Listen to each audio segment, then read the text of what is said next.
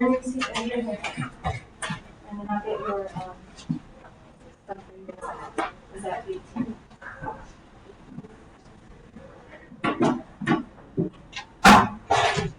Okay, 4, 5. Remember that there are 2 different ways you could do this. If you're doing the proportions, you would do 66.30 over 5,100. Because whatever comes first would be like your y, whatever comes second would be like your x. Sorry, I shouldn't have put that there. Interest is your y, amount is your x. So if you're looking back at this, this is the interest, this is the amount, which gives you your y over x. And then you can set that up. We're looking for how much she would receive for the same amount of time if she had 2,000 in the account. So that is your amount. You don't know your interest, which is what you're looking for. So you could cross multiply this and figure out what that is. I should probably have this up.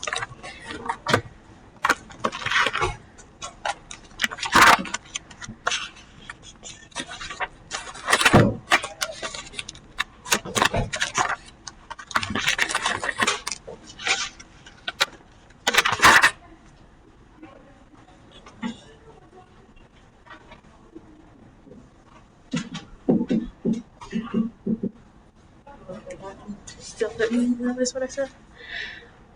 1,326,000.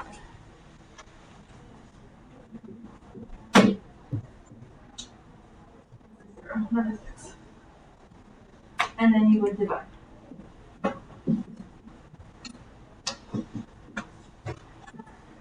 If you do it this way, this is all you need to show me. And then I would be 26. Make sure you have your units because it is a word problem. If you do it the other way, where you find k first and then put it into your equation, you have to set up your equation. So whether that's y and x, or if you change it to I and something for the account, you would need to tell me that this is going to be a y equals kx equation, or whatever your variables are. So if I were finding k, that would be this part right here. I would divide those two and figure out what k is. When you divide that, you get 0.013.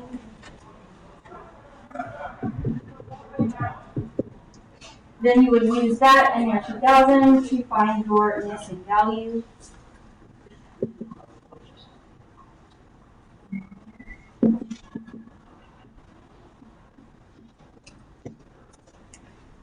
Multiply that and find your answer, and the answer would be the same, the $26.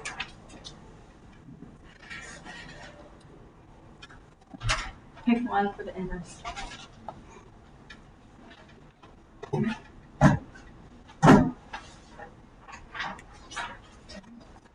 So then you 10.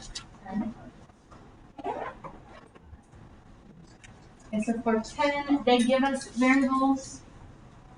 So that would be the equivalent of y and the equivalent of x. But they give us variables, so use those. And then same thing, you can solve this one of two ways. Either using the equation itself, so I'll do that part first. Find your k by doing y times x, or v times p in this case. The equation for this would be v equals kp, and we need to find k. So that's going to be our first two numbers, 20 times 13. And whatever that is.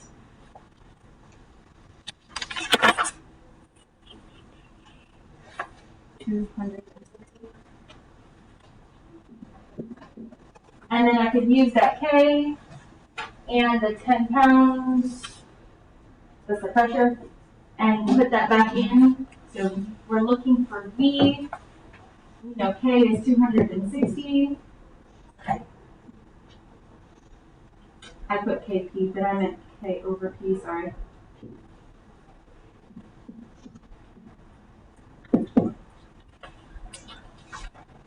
put that back in, divide, and you would get 26. But these are word problems, so you need units, so cubic feet.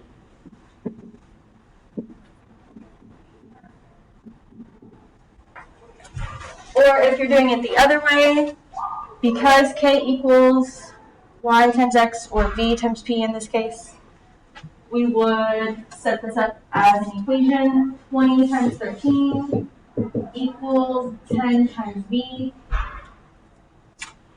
We have 260 on this side equals 10v, and we would still divide both sides and get 26. The first two objectives give you your equation. Make sure you're using it. At the top is what I'm talking about if you are not sure.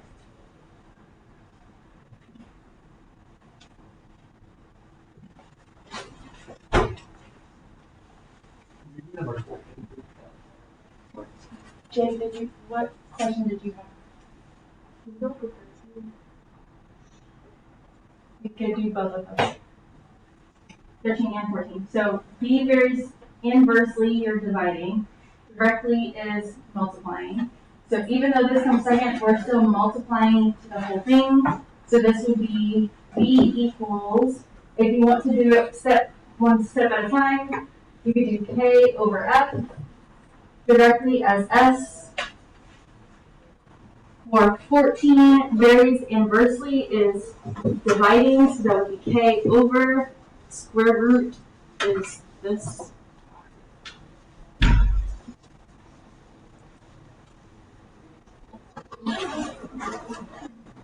Yes. Which one?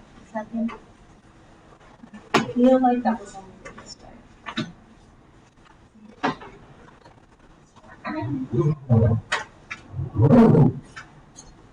Yes, we did that one yesterday. But you're going to find K at the end of your equation. Can you do the last one on this page? I don't remember.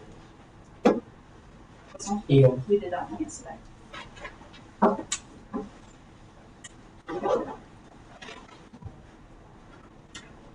Right. So that you have more time, because I think I used a lot of it yesterday. Go ahead and put your cell phones up. Some of you did not do that yesterday. Make sure your cell phones are up.